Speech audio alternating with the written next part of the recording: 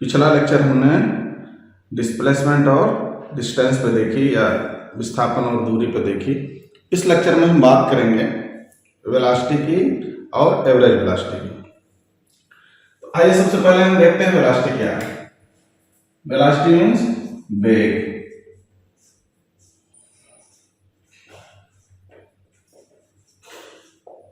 Velocity तो velocity होती क्या है?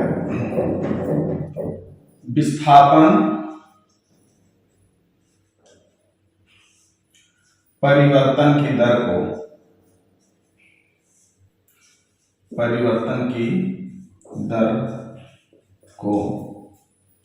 वेग कहते हैं।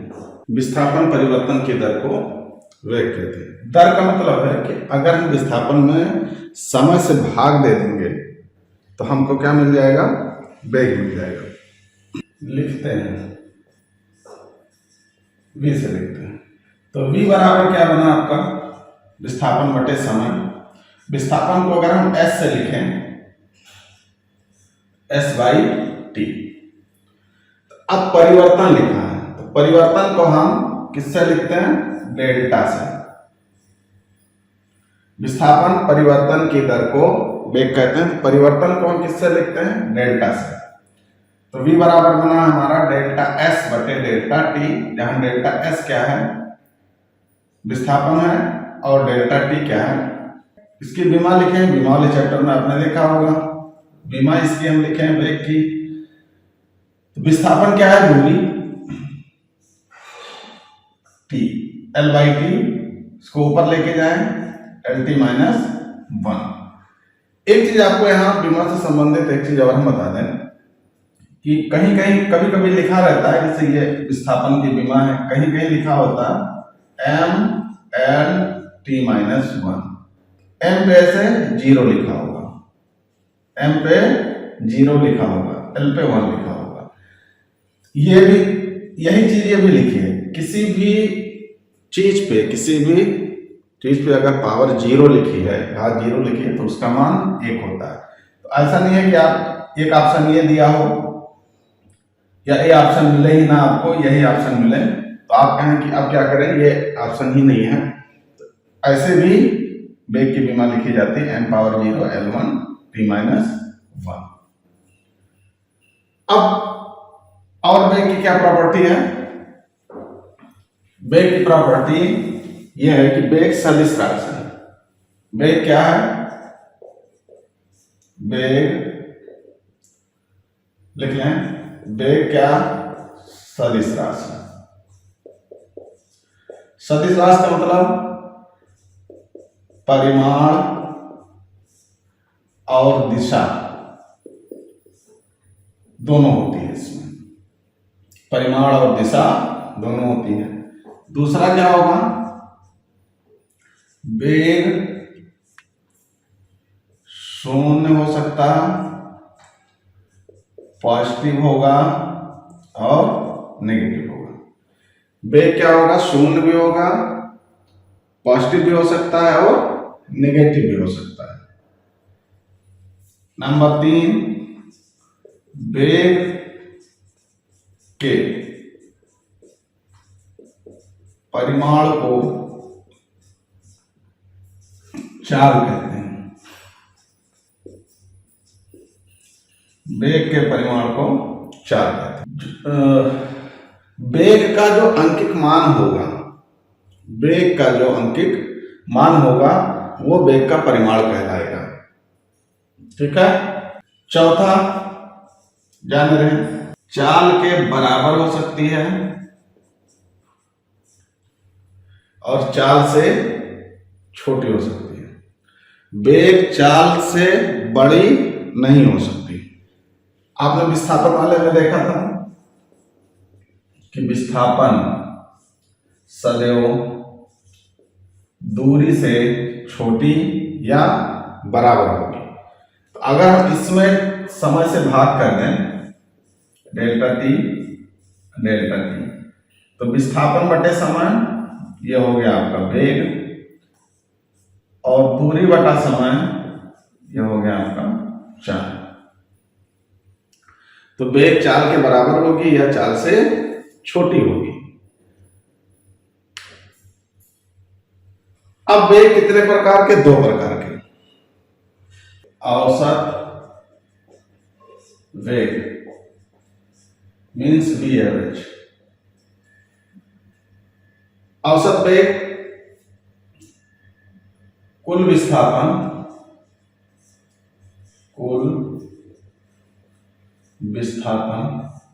बटे कुल समय, कुल विस्थापन बटे कुल समय। ऐसे लिखते हैं वी एवरेज बराबर नेट डिस्प्लेसमेंट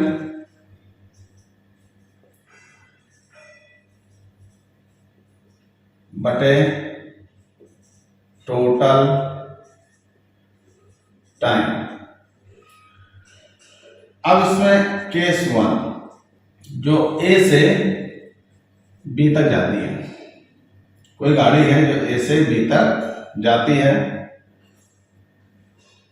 यहां पे कोई पॉइंट है सी, ए से सी का डिस्प्लेसमेंट हम लिखते हैं S1 और सी से बी तक डिस्प्लेसमेंट लिखते हैं S2। ए से सी तक जो उसको टाइम लगता है वो T1 और सी से बी तक जो उसको टाइम लगता है वो T2। अगर इस तरह दिया हुआ है कि डिस्टेंस दी हुई है और टाइम दिया हुआ है, डिस्टेंस दिया हुआ है और टाइम दिया हुआ, तो हम एवरेज वेलोसिटी कैसे निकालते हैं? वी एवरेज बराबर net displacement total displacement S1 और S2 कुल टाइम T1 और T2, इसकी एवरेज वेलोसिटी निकल आई। अगर वही दूरी दी हुई है A और B, 2 सेक्शन में डिवाइड है, A से C तक हो गया V1 वेग से और C से B तक गया वो V2 वेग से। A से C में समय लगा T1 और B से C में लगा समय T2। अब हमसे कह रहा है एवरेज वेग क्या होगा, तो हमको चाहिए क्या? दूरी। तो दूरी AC, हमको दूरी निकालनी है, दूरी AC बराबर, दूरी बराबर क्या होता है? चाल गुणे समय, मतलब वेग गुणे समय। तो ये हो गया V1, ये हो गया T1। दूरी BC या विस्थापन BC किसके बराबर हो गया? V2 और T2 के।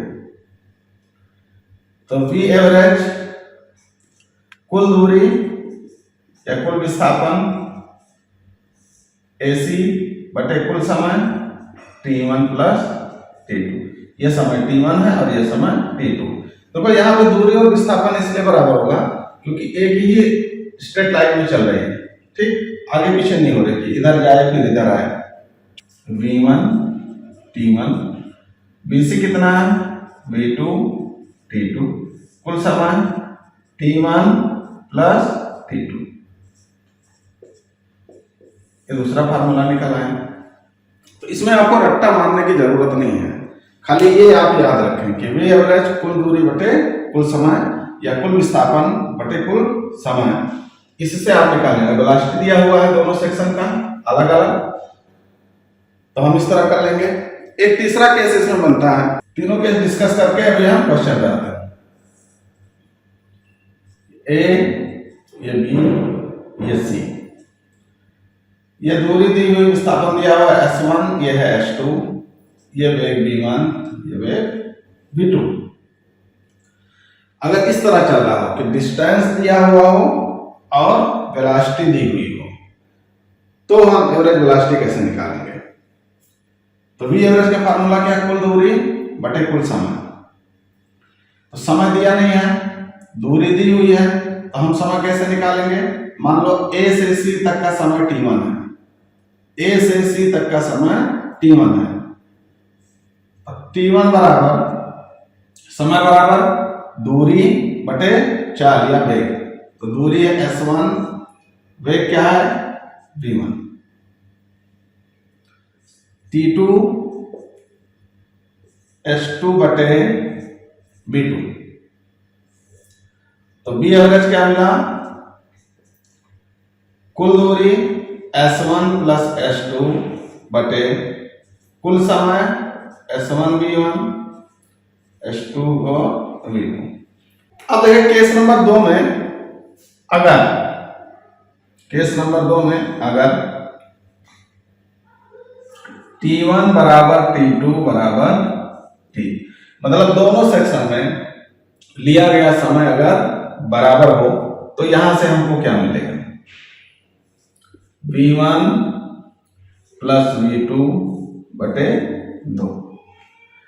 अगर दोनों सेक्शन में लिया गया समय बराबर हो तो वेग क्या होगा? अर्थमेटिक मीन होगा। एवरेज वेग क्या होगा? अर्थमेटिक मीन होगा।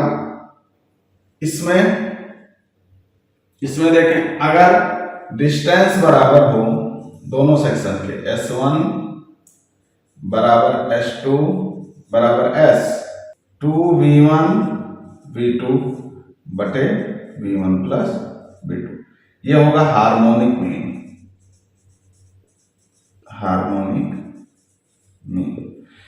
एवरेज वेलोसिटी में अगर डिस्टेंस दोनों सेक्शन के इक्वल हैं तो एवरेज वेलोसिटी दोनों वेलोसिटी की हार्मोनिक मीन होगी, और अगर टाइम इक्वल है तो एवरेज वेलोसिटी दोनों वेलोसिटीज की अर्थमेटिक मीन होगी।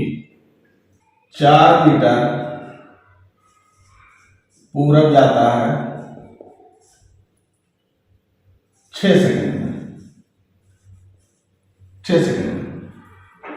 तो हमको क्या निकालना है? उसका औसत वेग और औसत चाल।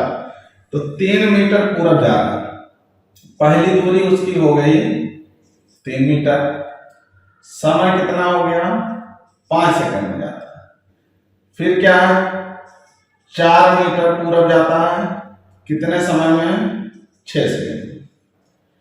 औसत वेग कुल विस्थापन हम देखें, S1 3, S2 4 और T1 प्लस T2।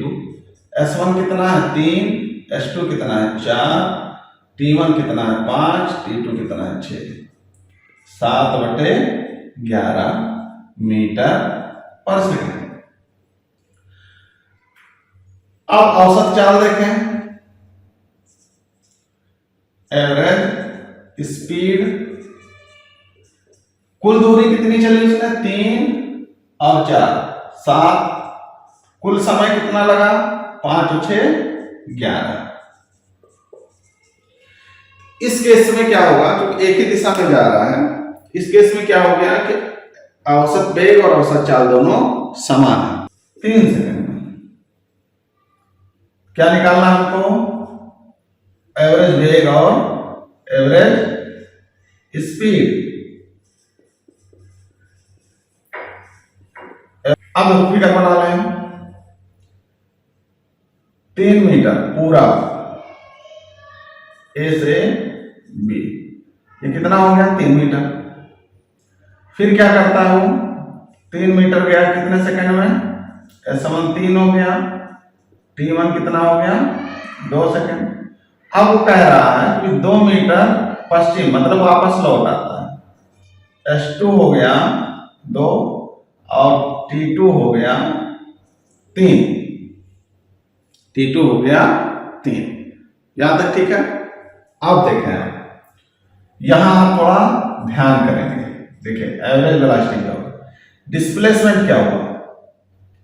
यहां से गया यहां, फिर घूम के आया यहां। तो आपको डिस्प्लेसमेंट के लिए क्या बताया था कि जहां से चले, यहां से चला और फिर यहां पहुंचा, फिर यहां से घूम के यहां आ गया, तो डिस्प्लेसमेंट कितना हुआ? इतनी दूरी ना, कि इनिशियल जहां से वो स्टार्ट करता है और जहां आके रुकता है उसके बीच की सीधी दूरी ये विस्थापन कहलाती है।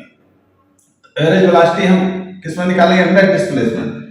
तो पूरा गया 3, लौट के आया 2, तो ये कितना बचा? 1। तो नेट डिस्प्लेसमेंट कितना है? 1। नेट डिस्प्लेसमेंट कितना? 1। आया, समय कितना लगा? 2 ये और 3 ये, 5 सेकेंड।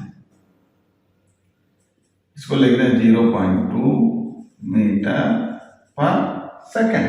अब है एवरेज स्पीड। एवरेज स्पीड के लिए क्या हम लिखते हैं? कुल दूरी, तो 3 ये चला 2 ये चला, 5 बटे कुल समय 5 बराबर आपका आ गया 1 मीटर पर सेकंड। देखिए यहां भी एवरेज स्पीड कम है एवरेज वेलोसिटी कम है एवरेज स्पीड से। तो जब हम एवरेज वेलोसिटी निकालेंगे तो हम नेट डिस्प्लेसमेंट लेंगे। क्या हम लेंगे? डिस्प्लेसमेंट लेंगे कि कितना वो डिस्प्लेस हुआ। और अगर एवरेज स्पीड निकालेंगे तो हम क्या लेंगे? टोटल डिस्टेंस लेंगे। एक कार है, एक कार ए से बी तक v1 स्पीड से आती है और बी से ए तक v2 स्पीड से लौटती है। तो निकालना हमको क्या क्या है? एवरेज स्पीड, एवरेज वेलोसिटी और एवरेज स्पीड। एवरेज वेलोसिटी और एवरेज स्पीड, इसमें कुछ दिया हुआ नहीं है, ना टाइम दिया हुआ है और ना डिस्टेंस दी हुई है। हम क्या करेंगे? देखिए ये मान लो ए है और ये बी है, यहां से ये गई इधर v1 स्पीड से और फिर यहां से उसी पे लौट आई v2 स्पीड पे। अब हम मान लेते हैं कि AB के बीच का डिस्टेंस d, AB के बीच का डिस्टेंस d है। एवरेज वेलोसिटी देखें, A से गई B पे और फिर B से लौट आई A पे, तो नेट डिस्प्लेसमेंट कितना है? जहां से चली वहीं लौट आई, जहां से चली वहीं लौट आई, तो नेट डिस्प्लेसमेंट कितना है? 0। नेट डिस्प्लेसमेंट कितना? 0। तो अगर ऊपर वाला टर्म 0 है, एवरेज वेलोसिटी क्या होगा? 0 होगा। ठीक। दूसरा एवरेज स्पीड पूछ रहा है।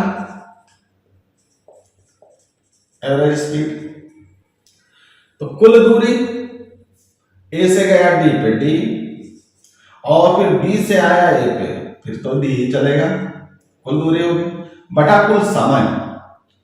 तो अब देखिए ए से बी तक जाने में लगा समय, ये हो गया मान लो t1 और बी से ए तक आने में हो गया t2। अब देखो t1 कैसे निकालें?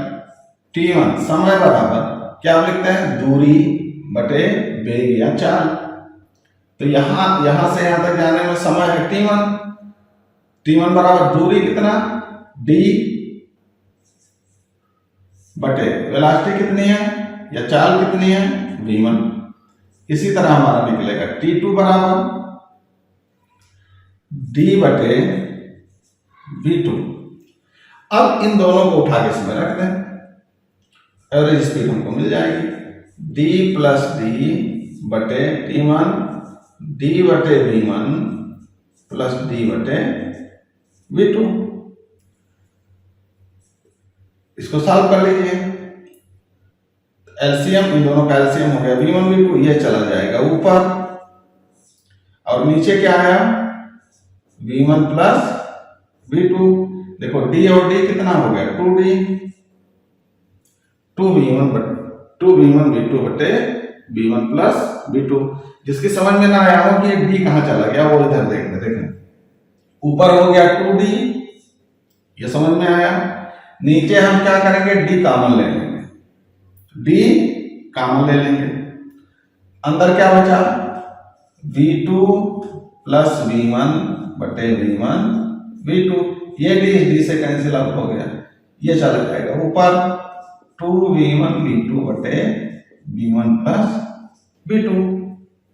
तो वही तो लिखा। एक आदमी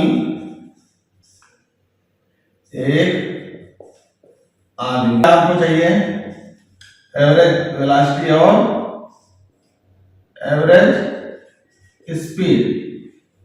एवरेज स्पीड देखें हम क्या करेंगे? जनरली 60 40 100 100 का आधा 50 लिखेंगे, लेकिन ये गलत है, अभी 50 नहीं आएगा, 50 से कम आएगा।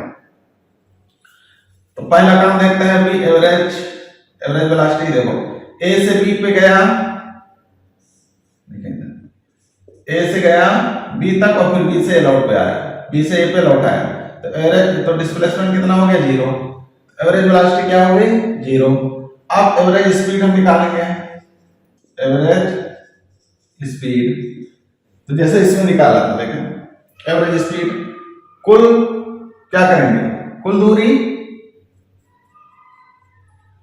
अगर इसको हम डी मान लें तो ए से गया बी पे तब भी डी आया और बी से ए आया, तो ये हो गया कुल दूरी कितना हो गया 2d, इतने गया इतने लौट आया। अब कुल समय आपको बताया दूरी बटे 4, तो d बटे 60 प्लस d बटे 40 ये लिखा अभी किया इसको, तो 60 में 40 कहाँ गया ऊपर, नीचे क्या बचा 60 और 40, तो ये हो गया 2 गुणे 60 गुणे 40 बटे 60 40 100, इसके इस जीरो से इसका इस जीरो मर गया, कितना है 4 से 24 दूना 48 किलोमीटर पर आवर।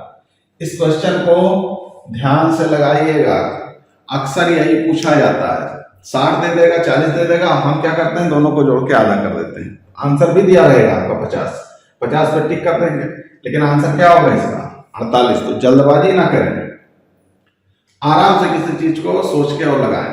आइए एक सवाल और देखते हैं, क्वेश्चन क्या है, एक कार आधी दूरी 6 मीटर पर सेकंड से पूरा करती है, एवरेज वेलोसिटी और क्या हमको निकालना एवरेज स्पीड। मान लो यहां से चली ए से कहां तक बी तक, आधी दूरी, इसको डी मान लें, ये भी डी हो गया, कितने स्पीड से 3 मीटर पर सेकंड से और बाकी आधी 6 मीटर पर सेकंड से। ये चलिए अब पूछ क्या रहा है एवरेज वेलोसिटी, एवरेज वेलोसिटी क्या होता कुल दूरी, तो d और d 2d बटे कुल समय, इसका समय निकालेंगे आप, तो t1 मान लो इसका समय, t1 बराबर समय बराबर क्या होता है दूरी बटे 4, और t2 इसका समय दूरी बटे 4, तो दोनों समय जोड़ दो, d/3 प्लस d/6,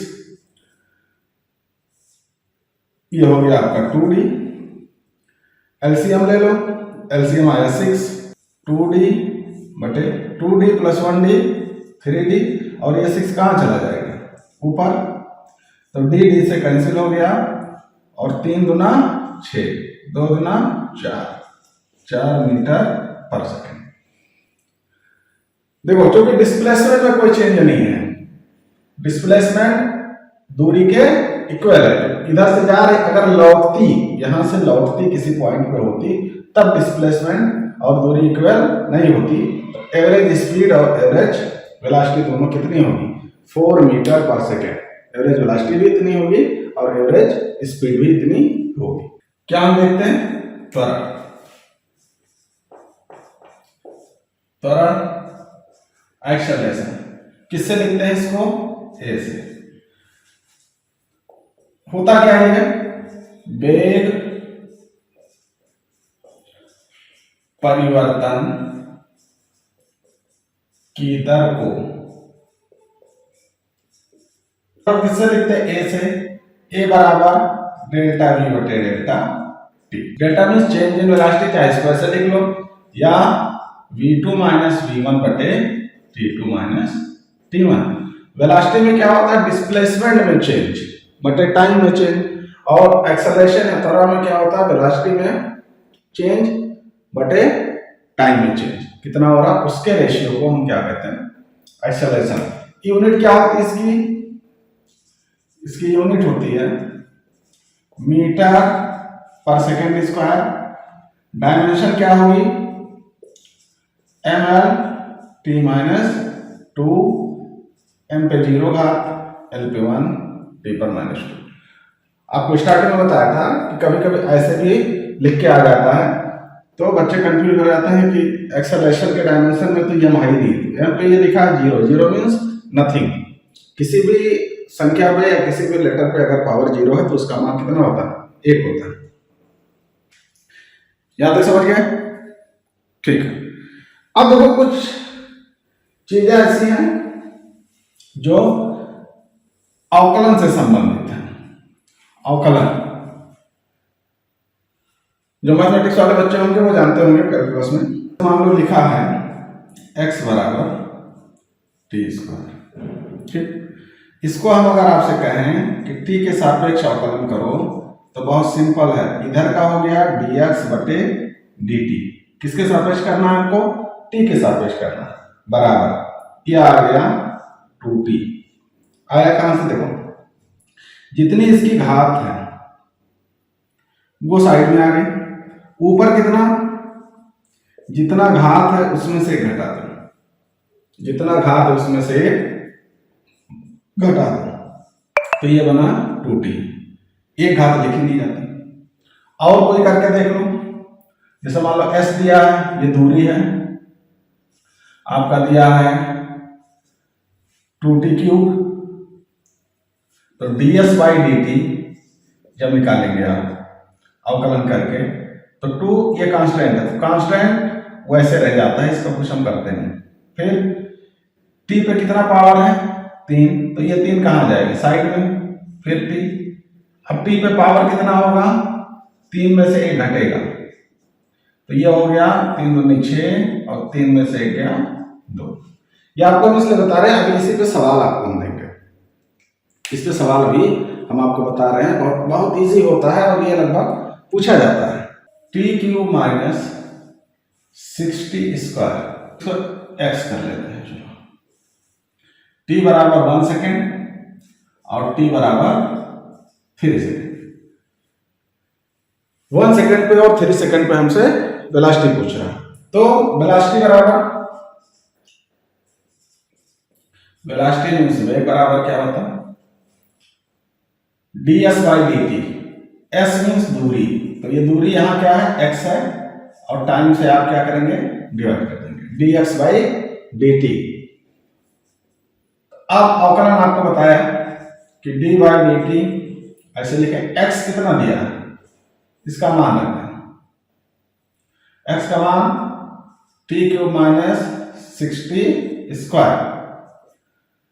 अब एक देखिए, इसमें तो जब ब्रैकेट ओपन होगा तो ये यहां भी जाएगा और यहां भी आएगा, ये बना dt³/dt, यहां माइनस है, माइनस लिखते हैं। 6 आपको बताया कांस्टेंट है, नंबर है, इसका कुछ होगा नहीं, ये बना आपका t²। फिर देखें इसका अवकलन करेंगे तो कितना आएगा? जितना ही पावर है वो पहले लिख दें और इसमें से एक पावर घटा दें, माइनस इसका पावर पहले लिख देंगे और इसमें से एक पावर घटा देंगे। 3 में से क्या? 2 माइनस 6 दूनी 12 t। ये हमारा आ गया वेलोसिटी का इक्वेशन। अब देखो क्या पूछ रहा है, अब कह रहा है t बराबर 1 सेकेंड और t बराबर 3 सेकेंड पे हमसे वेलोसिटी पूछ रहा है। तो वेलोसिटी एट t बराबर 1 सेकेंड पे कितना होगा? इसमें t की जगह पे हम कितना रखेंगे? 1, तो v बराबर स्क्वायर माइनस 12, फिर t की जगह पे 1 का स्क्वायर कितना? 1 माइनस 12, तो ये कितना आ गया हमारे सेकेंड? कितना आया? 9 मीटर पर सेकेंड। ये t बराबर 1 पे आ गए। अब कितना पूछ रहा है? आज t बराबर 3 सेकेंड, तो अब यहाँ t की जगह पे कितना रखेंगे? इसमें 3 सेकेंड, तो v बराबर कितना दिया है? 3t² minus 12t। इसमें t की जगह कितना रखें? 3 का स्क्वायर माइनस 12 गुणे 3, तो ये 3 और 3 का स्क्वायर 9 माइनस 12 3 36, तो ये हो गया 27, 27 माइनस 36, तो 27 में से 36 घटाओ, फिर आया 9 मीटर पर सेकेंड। तो t बराबर 1 पे और t बराबर 3 पे वेलोसिटी कितनी है? सेम। y बराबर 6t स्क्वायर। क्या ज्ञात करना है हमको? Find out velocity at t बराबर 2 और t बराबर 4 सेकेंड। हमको वेलोसिटी निकालनी है। क्या करेंगे? देखिए y बराबर ये विस्थापन है और हम जब विस्थापन का टाइम के सापेक्ष अवकलन करते हैं तो हमको वेलोसिटी मिलती है। लिखते कैसे हैं? तो आपको बताया था कि डेल्टा s बटे डेल्टा t ये किसके बराबर होता है? वेग के। या ds बटे dt ये किसके बराबर है? वेग के। तो हम क्या करें? देखिए विस्थापन यहाँ s था, यहाँ विस्थापन y है, इसको हम कर देंगे dy बाई dt। ये किसके बराबर हो गया? वेग के। और इसका अवकलन करें 6 नंबर है, 6 नंबर है, इसका कुछ होगा नहीं। अब टी स्क्वायर है तो जितना पावर है उसको पहले आप लिख देंगे और फिर पावर में से 1 घटा देंगे। 6 दूनी 12, 2 में से 1 गया, यहाँ आ गया वेलोसिटी। अब क्या कह रहा है? एट टी बराबर 2, एट टी बराबर 2 सेकेंड। तो v बराबर t की जगह क्या रख दें? 2 हो गया, 12 दूना 24 मीटर पर सेकेंड। अब t बराबर 4 पे देखें तो v बराबर कितना होगा? t की जगह 4 रख दें, 12 चौक 48 मीटर पर सेकेंड। कितना है जी? इसमें कोई कमी नहीं है। t cube minus 6t square. क्या पूछ रहा? Find velocity and acceleration. Velocity and acceleration. तो वेलोसिटी आप जानते हैं कि जो डिस्प्लेसमेंट दिया होता है उसी का हम डिफरेंशिएशन कर देते हैं। तो ds बाई dt। अब इसका करो तो ये बना 3t स्क्वायर, 3 को पहले लिख देंगे और 1 कम कर देंगे, माइनस 2 को पहले लिखेंगे, 6 दूनी 12 आएगा। अभी 2 में से 1 गया, एक पावर लिखी नहीं जाती, तो ये हो गया 3t स्क्वायर माइनस 12t। ये हो गई हमारी वेलोसिटी। अब अगर एक्सेलरेशन देखो, उसमें एक्सेलरेशन भी पूछ रहा है। तो एक्सेलरेशन के लिए एक्सेलरेशन बराबर अब वेग का अवकलन कर देंगे, dv बाई dt कर देंगे। तो dv बाई dt करें, देखिए 3 से कोई मतलब नहीं। अब ये 2 कहाँ आएगा? इसके पहले, और ये हो गया 1 माइनस 12। ठीक, इस पे कितना घात है? 1 पहले आ गया और 1 में से घटाएंगे तो ये आपका आ गया 6t माइनस 12। ये t कहाँ गया? 1 में से 1 घटाएंगे, कितना आएगा? 0। तो किसी पावर 0 का मान 1 होता है। तो ये हमारा हो गया एक्सेलरेशन